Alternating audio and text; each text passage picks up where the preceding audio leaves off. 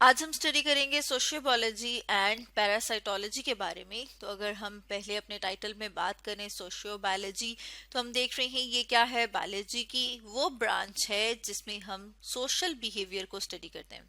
لیکن اگر social behaviour کو اسٹڈی کریں تو ہم یہ کیوں کہہ رہے ہیں کہ یہ بایولوجی کی برانچ ہے؟ تو ہم اس لیے اسے بایولوجی کی برانچ کہہ رہے ہیں سوشیو بایولوجی کو، کیونکہ اس میں ہم جو بیہیویئر اسٹڈی کرتے ہیں، یعنی کہ جو جانداروں کا ایک دوسرے سے برتاؤ ہے، یا پھر ہم کہتے ہیں کہ وہ سوسائٹی میں کس طرح سے رہ رہے ہیں، وہ صرف اور صرف اس چیز پہ ڈیپینڈ نہیں کرتا کہ وہ آرگینزم جاندار، یا جیسے یہاں پر اگر ہم ہیومن کی بات کریں، انسان جو ہے وہ کس طرح کے کلچر میں رہ رہا ہے، اس کے آس پاس کا ماحول کیسا ہے، صرف وہ چیزیں نہیں بتاتی کہ اس کا بیہیویئر، اس کا برتاؤ کیسا ہوگا، بلکہ ایوولوشنری پوائنٹ آف ویو سے بھی بیہیویئر دیکھا جاتا ہے.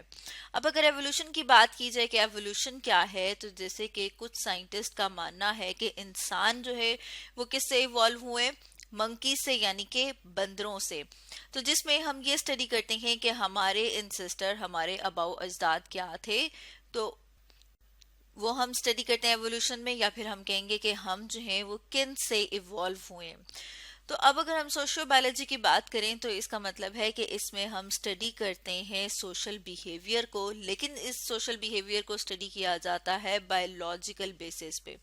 بایولوجیکل بیسس جیسے کہ ہم نے بات کی تھی کہ ہم ڈسکس کرتے ہیں ایوولوشنری پوائنٹ آف ویو سے.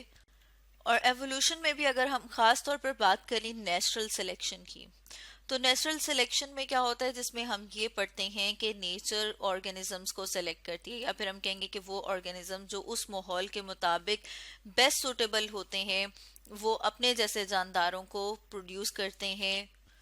اور وہ جاندار اگر ماحول کے مطابق بیسٹ سوٹیبل ہوگا تو وہ کیا کرے گا، وہ زندہ رہے گا، سروائیو کرے گا، اور وہ آگے اور اپنے جیسے جاندار پروڈیوس کرے گا.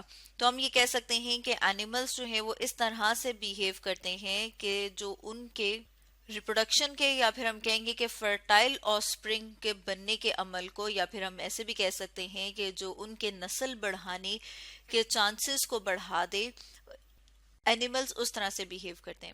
اور اگر ہم بات کریں کہ جب جاندار اپنے جیسے جاندار پروڈیوس کرتے ہیں تو اس میں وہ کیا کرتے ہیں، وراثتی مادہ ٹرانسفر کرتے ہیں.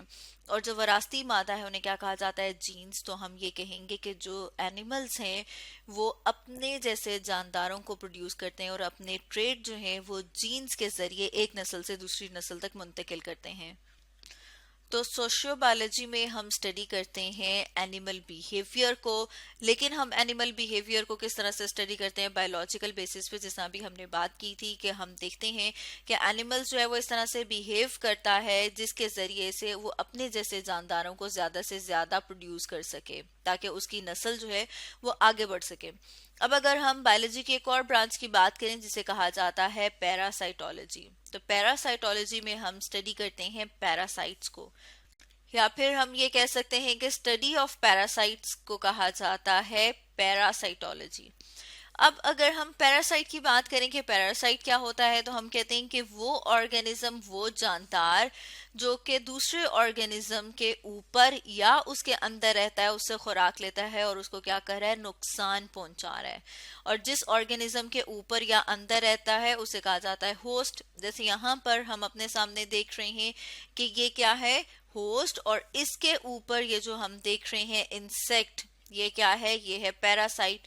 اب کیونکہ یہ اس کی باڈی کے اوپر موجود ہے، اس لیے ہم اسے کہیں گے کہ یہ کیا ہے، یہ ہے ایکٹو پیراسائٹ. اسی طرح سے ہم دیکھتے ہیں کہ بہت سارے پیراسائٹس جو ہیں وہ لیونگ آرگینزمز کے، جاندار کے جسم کے اندر بھی رہتے ہیں. جیسے یہاں پر ہم اپنے سامنے دیکھ رہے ہیں. اب کیونکہ یہ باڈی کے اندر موجود ہے اس لیے انہیں کہا جاتا ہے اینڈو پیراسائٹس. تو جتنے بھی پیراسائٹس ہیں جب ہم ان کو اسٹڈی کرتے ہیں تو ان کو ہم بایولوجی کی کس برانچ میں اسٹڈی کرتے ہیں، انہیں اسٹڈی کیا جاتا ہے پیراسائٹولوجی میں. اور تو اسٹوڈنٹس، آج ہم نے ڈسکس کیا سوشیو بایولوجی اینڈ پیراسائٹولوجی کے بارے میں.